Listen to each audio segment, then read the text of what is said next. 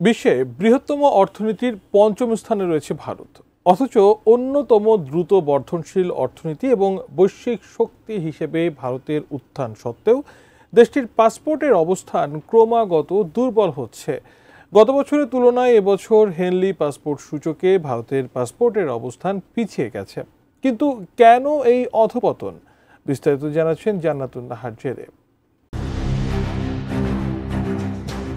বিশ্বব্যাপী পাসপোর্ট রেটিংয়ে ভারতের অবস্থান আরও নিচে নেমেছে, অথচ রুয়ান্ডা, ঘানা ও আজারবাইজানের মতো ছোট অর্থনীতির দেশগুলো ভারতের চেয়ে এগিয়ে রয়েছে। সম্প্রতি প্রকাশিত হেনলি পাসপোর্ট সূচকে ভারতের পাসপোর্টের দুর্বলতা আবারও প্রকট হয়েছে।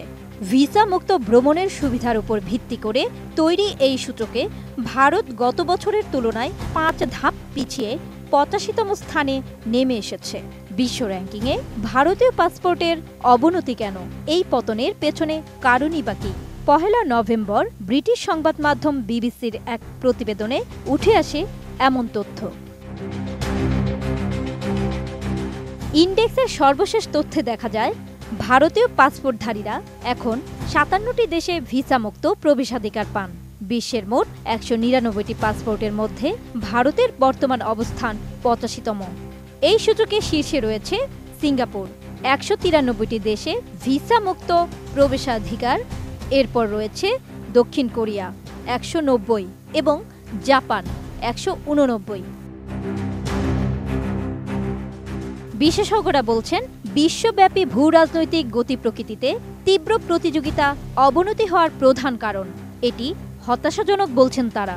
এর বিপরীতে রুয়ান্ডা 78তম, ঘানা 74তম এবং আজারবাইজানের 72তম, যা ভারতের তুলনায় অনেক ছোট অর্থনীতির দেশগুলো সূচকে এগিয়ে রয়েছে। যেখানে বাংলাদেশের অবস্থান 100তম। বাংলাদেশি পাসপোর্টে ভিসামুক্ত গন্তব্যের সংখ্যা মাত্র 38টি। উত্তর কোরিয়ার অবস্থান একই। টানা তৃতীয়বার অর্জন করেছে দেশের সেরা সুপার ব্র্যান্ড স্বীকৃতি বসুন্ধরা টিস্যু। গবেষকেরা আরও বলছেন, যেখানে গত এক দশকে চীন তাদের ভিসামুক্ত গন্তব্যের সংখ্যা 50 থেকে বাড়িয়ে 82 করেছে, যার ফলে তাদের র্যাঙ্ক 94 থেকে 60-এ উন্নীত হয়েছে। এই উদাহরণ স্পষ্ট করে, কূটনৈতিক উদ্যোগের মাধ্যমে র্যাঙ্ক দ্রুত উন্নত করা সম্ভব। র্যাঙ্ক পতনের নেপথ্যে রাজনৈতিক, ঐতিহাসিক ও নিরাপত্তাও বড় কারণ। সাবেক ভারতীয় রাষ্ট্রদূত আচল মালহোত্রা এই র্যাঙ্ক পতনের পেছনে একাধিক অভ্যন্তরীণ ও আন্তর্জাতিক কারণ তুলে ধরেছেন। মালহোত্রার মতে, 1970-এর দশকে ভারতীয়রা অনেক পশ্চিমা দেশে ভিসা ছাড়াই ভ্রমণ করতে পারতেন, কিন্তু 1980-র দশকে খালিস্তান আন্দোলনের ফলে সৃষ্ট অভ্যন্তরীণ অস্থিরতা ভারতের গণতান্ত্রিক ভাবমূর্তিকে আঘাত করে এবং এর প্রতিক্রিয়ায় পশ্চিমা দেশগুলো ভিসা নীতি কঠোর করে।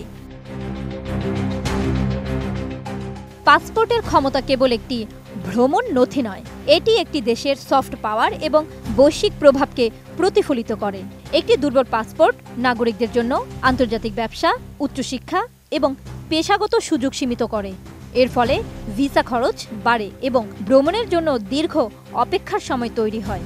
এদিকে পাসপোর্টের নিরাপত্তা বাড়ানো এবং অভিবাসন প্রক্রিয়া সহজ করার জন্য ভারত সম্প্রতি ইলেকট্রনিক পাসপোর্ট বা ই-পাসপোর্ট চালু করেছে। জান্নাতুন Nahar Jerry, desk report, ATN news.